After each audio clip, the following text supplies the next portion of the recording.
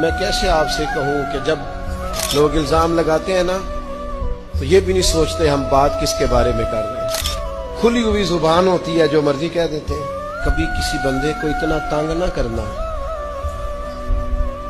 کہ وہ اتنی تکلیف میں آئے کہ وہ خود تو کچھ نہیں کر سکتا، ماڑا ہے، لیکن پھر وہ رات کو اپنے رب کی بارگاہ میں بیٹھ کے کہے کہ تو حاکم و عادل ہے مگر تیرے جہاں میں ہے تلخ بہت بندہ مزدور کے اوقات.